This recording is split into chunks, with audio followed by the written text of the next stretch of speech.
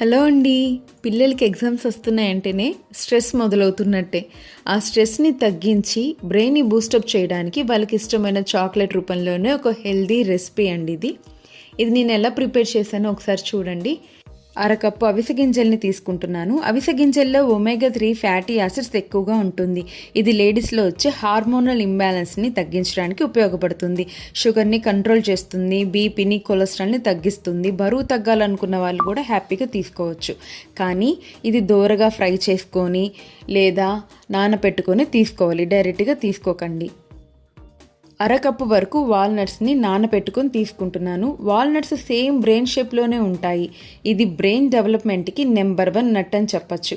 1.5 లేదా 2 ఇయర్స్ నుంచి old age వరకు అందరు దీన్ని తీసుకోవచ్చు.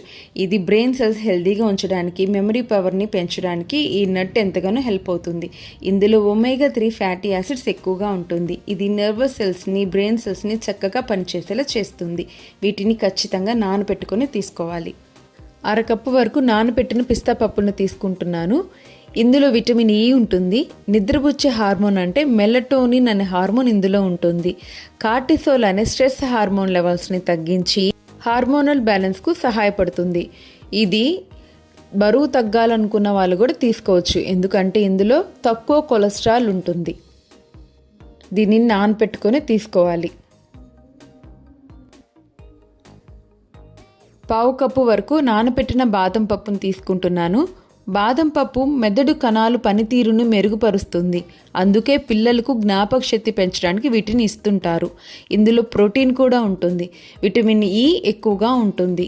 వీటిని నానబెట్టుకుని తీసుకోవటం వల్ల దానిలో ఉన్న పూర్తి బెనిఫిట్ మన బాడీకి అందుతుంది.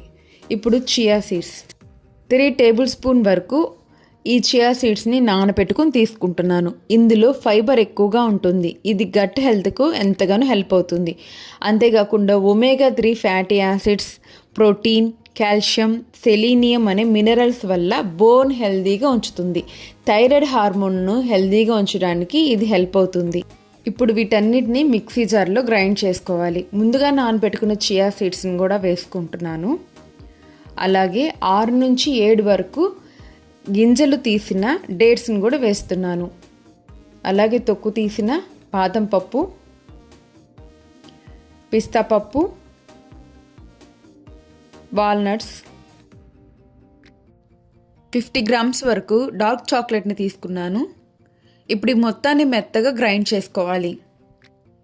డార్క్ చాక్లెట్ చేదుగా ఉంటుంది కాబట్టి ఇందులో కొంచెం తాటి బెల్లాన్ని వేసుకుంటున్నాను.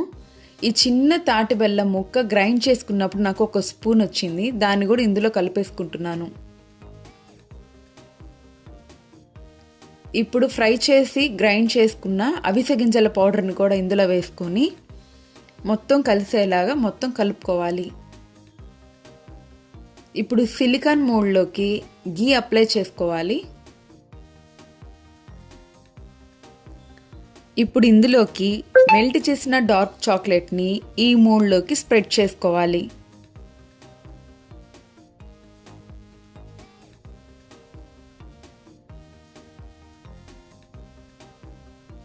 గ్రైండ్ చేసుకున్న డ్రై నట్స్ ముద్దని ఇందులో ఫిల్ చేసుకోవాలి. ఇలా ఫిల్ చేసుకున్న తర్వాత ఈ మోల్డ్స్ని 3 to 4 అవర్స్ ఫ్రీజ్ చేసుకోవాలి. డార్క్ చాక్లెట్ మన బ్రెయిన్కి బ్లడ్ సర్క్యులేషన్ని పెంచుతుంది. దీనివల్ల మెమరీ పవర్ పెరుగుతుంది, ఫోకస్ పెరుగుతుంది. డార్క్ చాక్లెట్ తీసుకున్నప్పుడు మన బాడీలో ఎండోర్ఫిన్ అనే హార్మోన్ రిలీజ్ అవుతుంది. ఇవి మనల్ని హ్యాపీగా ఉంచి స్ట్రెస్ని తగ్గిస్తుంది. ఈ చాక్లెట్ చదువుకునే పిల్లలే కాకుండా మెనోపాస్తో బాధపడుతున్న వాళ్ళకి, అలాగే షుగర్ ఉన్న వాళ్ళైనా హ్యాపీగా తీసుకోవచ్చు. ఒకసారి ట్రై చేసి ఎలా వచ్చిందో కామెంట్ చేయండి. Thank you.